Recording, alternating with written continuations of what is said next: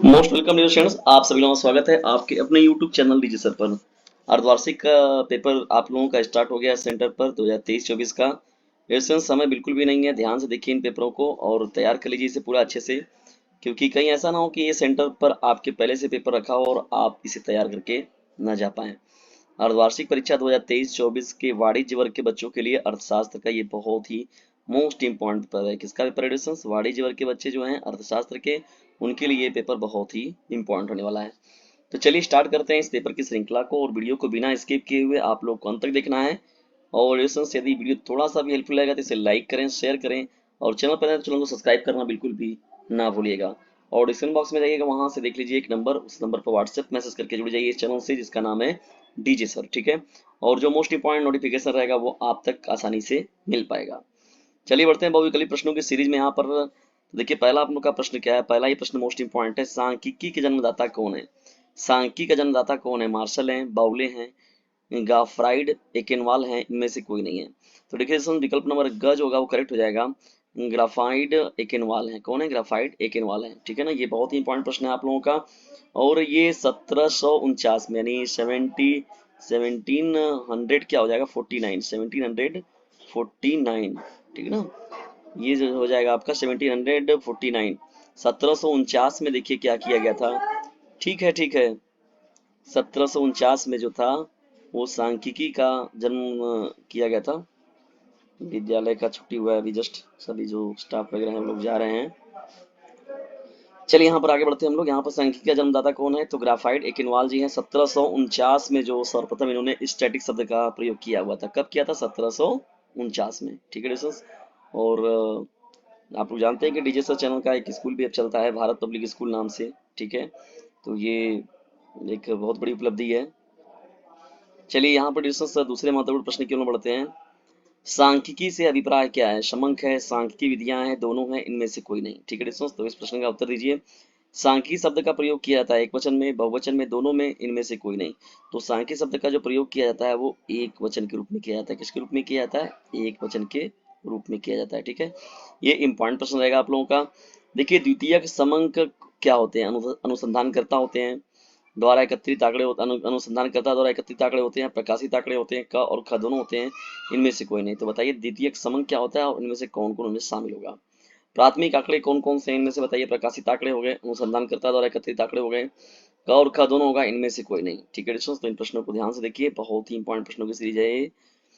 प्राथमिक समंकों का संकलनकर्ता कहलाता है, अनुसंधानकर्ता दोनों, गणक, इनमें से कोई नहीं। तो देखिए डिस्टेंस से हम लोग क्या बोलते हैं यहाँ पर, ये इंपॉर्टेंट रहेगा आप लोगों का। तो ये हो जाएगा आप लोगों का, ठीक है। ये प्रश्न जो है छठवां आप लोग का प्रश्न हो जाएगा। इन प्रश्नों को एक बार देख लीजिए डिस्टेंस की, प्रश्नों की श्रृंखला थोड़ा ज्यादा है बहुविकल्पी में। वर्गीकरण सूचित करता है समंकों की समानता, समंकों की असमानता, दोनों, इनमें से कोई नहीं, ठीक है डिस्टेंस। ये आपका सातवां प्रश्न हो जाएगा। आठवां है, खंडित चरों के लिए अधिक वर्गांतर है, अपवर्जी, समावेशी, दोनों, इनमें से कोई नहीं। तो कौन है इसमें से बताना है हम लोगों को, ठीक है दोस्तों। कमेंट बॉक्स में जाइए, फटाफट उत्तर दीजिए आप सभी लोग। आप लोग का समझ लीजिए एग्जाम में आप बैठ गए हैं, ठीक है, डीजे सर चैनल के साथ। एक अच्छे औसत के गुण क्या होते हैं? स्पष्ट एवं स्थिर परिभाषा होती है इसमें, पर सरलता होता है, निरपेक्ष संख्या होता है, इनमें से कोई नहीं। या है नहीं, ये इनमें से कोई नहीं तो गड़बड़ है, इनमें से सभी वाली बात जो होगी वो सही होगी, इनमें से सभी की बात है। तो देखिए एक अच्छे औसत के गुण होते हैं, देखिए स्पष्टता एवं सरल स्थिर परिभाषा, नहीं स्पष्टता इसमें देखने को मिलती है, और साथ ही साथ स्थिर परिभाषा देखने को मिलता है, ठीक है। और इसमें सरलता भी देखने को मिलता है। तीसरा जो है निरपेक्ष संख्या एक मिलती है हम लोग को, जो कि निष्पक्ष होती है वो। तो यहाँ पर जो ऑप्शन दिया गया इनमें से सभी, ये ऑप्शन आपका करेक्ट हो जाएगा। देखिए समांतर माध्य क्या होता है? स्थिति का माप होता है, स्थान संबंधित माप होता है, घनत्व का माप होता है, इनमें से कोई नहीं। तो बताइए डिस्टेंस जो समांतर माध्य होता है वो क्या होता है? देखिए मीन मीडियन मोड की बात होती है। समांतर माध्य, माध्यिका और बहुलक तीन होते हैं ना मोस्ट इंपॉर्टेंट। देखिए 11वें प्रश्न के लोग जब हम पढ़ते हैं, इनमें से किसका निर्धारण रेखा चित्र द्वारा नहीं किया जाता है? माध्य, माध्य, माध्यिका, बहुलक, इनमें से कोई नहीं। कौन सा माध्य चरण चरम मूल्यों से प्रभावित हुआ है? बहुलक, माध्यिका, माध्य, इनमें से कोई नहीं। श्रेणी के व्यक्तिगत अवलोकन के विचलनों का योग शून्य होता है, बहुलक से, माध्यिका से, समांतर माध्य से, इनमें से कोई नहीं, ठीक है दोस्तों। इन प्रश्नों को देख लीजिएगा आप लोग एक बार, अच्छे से तैयार करके जाइए, और पेपर में इन प्रश्नों को छोड़कर नहीं आना है आप लोगों को। 14वां देखिए प्रश्न क्या दिया गया, 1 3 5 7 9 का अंगगणितीय माध्य क्या होगा? अंगगणितीय रूप में देखा जाए, सीधा सीधा देखिए यहाँ पर सीधा ये आरोही क्रम में लिखा भी गया है यहाँ पर। तो यहाँ पर एक सीधे सीधे क्या है, यहाँ पर 7 जो हो जाएगा डिस्टेंस। देखिए माध्य की बात हो रही है तो ये तीनों जोड़ेंगे आप, तो कितना है, 7 9 में 7 जोड़े आप, 5 जोड़े, फिर 3 जोड़िए, फिर 1 जोड़िए, फिर यहाँ पर इनका जो है यहाँ पर सीधा सीधा इसको आप जोड़ के फिर बटे में डिवीजन करके सॉल्व कर लीजिएगा, जो आएगा वो आंसर हो जाएगा। माध्यिका की गणना के लिए श्रेणी को व्यवस्थित किया जाता है। देखिए माध्यिका की गणना अगर करना होता है तो श्रेणी जो भी रहे आरोही क्रम में और आरोही में करिए चाहे अवरोही में करिए, तो इसका मतलब ये कोई कंडीशन नहीं है, तो किसी भी क्रम में देखिए हम लोग कर सकते हैं, यानी आरोही में भी कर सकते हैं अवरोही में भी लिया जा सकता है। तो मुख्य रूप से देखिए जनरली जो होता है वो आरोही में लेके लोग करते हैं, ठीक है। तो माध्यिका की गणना के लिए श्रेणी को व्यवस्थित किया जाता है।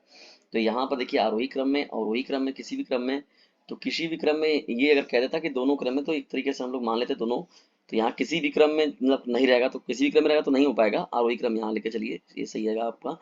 माध्यिका गणना के लिए श्रेणी को व्यवस्थित किया जाता है, ठीक है डिस्टेंस। यहाँ पर माध्यिका को कहा जाता है, क्या कहा जाता है, कपड़ों के औसत आकार के लिए उपयुक्त क्या है, आधार वर्ष सूचकांक का मूल्य क्या होता है। देखिए यहाँ पर 100 पर हमेशा हम लोग बताते हैं इसको ना, 100 अंकों को लेकर बात किया जाता है। पी नोट क्या बताता है, ठीक है दोस्तों, ये 20वां आपका प्रश्न हो जाएगा।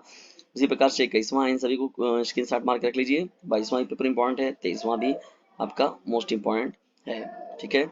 24वां भी इस तरीके से आप लोगों का पेपर है। किसी पाई चार्ट के केंद्र पर कुल कोण कितने होते हैं, तो यहाँ पर 360 डिग्री के होते हैं। किसी पाई चार्ट के केंद्र पर कुल कोण क्या होते हैं, 360 डिग्री के। चित्रों के प्रकार होते हैं, चित्रों के प्रकार कैसे होते हैं ये बताना है हम लोगों को, ठीक है ना। क्या करना है, चित्रों के प्रकार को बताना है। दंड चित्र, आयत चित्र, वृत्तीय चित्र, इनमें से सभी देखिए ये जो ऑप्शन होगा आपका करेक्ट हो जाएगा। 27वां प्रश्न इसी प्रकार से आप लोगों का है, 28वां है, 29वां है और साथ ही साथ 30वां है, ठीक है। तो ये सभी जो है आपके बहुविकल्पी प्रश्नों की सीरीज है। जब बढ़ते हैं यहाँ प्रति लघु उत्तरीय प्रश्नों की श्रृंखला में, 3 प्रश्नों को भी देख लीजिए आप लोग, 2-2 नंबर के प्रश्न है। एक तरीके से देखा जाए तो ये एक बहुविकल्पी प्रश्नों की तरह ही है, लेकिन थोड़ा सा क्या होता है, कुछ शब्दों में लिखकर 10-20-25 शब्दों में लिखकर यहाँ पर उत्तर लिखना होता है। पहला देखिए यहाँ सांख्यिकी को परिभाषित कीजिए, पहला है। दूसरा आपका हो जाएगा एक वचन रूप में सांख्यिकी को परिभाषित कीजिए। सांख्यिकी कोई एक सीमा बताइए। आंकड़ों के प्रकार बताइए। प्राथमिक आंकड़ों की परिभाषा लिखना है। द्वितीयक आंकड़ों के 2 उदाहरण दीजिए। आंकड़ों के वर्गीकरण से क्या आशय है, क्या अर्थ है उसका, समांतर माध्य को परिभाषित कीजिए। सब सीधा सीधा प्रश्न पूछा गया डिस्टेंस, ऐसा नहीं है। इन प्रश्नों को देखिएगा एक बार, कोई प्रॉब्लम होता है तो इनके लिए फिर डीजे सर चैनल आप लोग के साथ है, निश्चित तौर पर आप लोग को इसका सॉल्यूशन जो है वो देने का पूरा प्रयास किया जाएगा। 6, 7, 9, 11 तथा 12 का समांतर माध्य ज्ञात करना है। 10वां देखिए क्या है, चतुर्थक विचलन क्या होता है, इसके बारे में बात करनी है।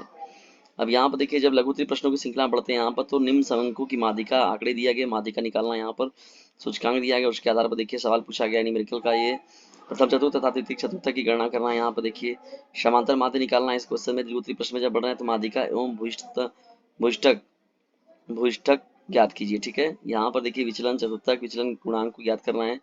ये डाटा दिया गया, इस डाटा के बेस पर जो चीजें पूछी गई हैं उनको यहाँ पर सॉल्व करके निकालना है। तो दोस्तों ये रहा महत्वपूर्ण मॉडल पर, आज के मॉडल पर नहीं है, ओरिजिनल पेपर ही है, क्योंकि इससे तो एक आपको आधारशिला भी मिलेगा आपके लिए मॉडल पर, और कहीं जिस सेंटर पर हुआ होगा वहाँ का ओरिजिनल पेपर भी कहा जाएगा। तो डिस्टेंस मिलते हैं हम लोग जल्द ही किसी अन्य वीडियो किसी टॉपिक के साथ, तब तक के लिए टेक गुड बाय, जय हिंद जय भारत। लेकिन एक काम जरूर कीजिए डिस्टेंस, यदि ज्यादा नंबर पाने की इच्छा तो डीजे सर चैनल से जरूर लीजिएगा शिक्षा।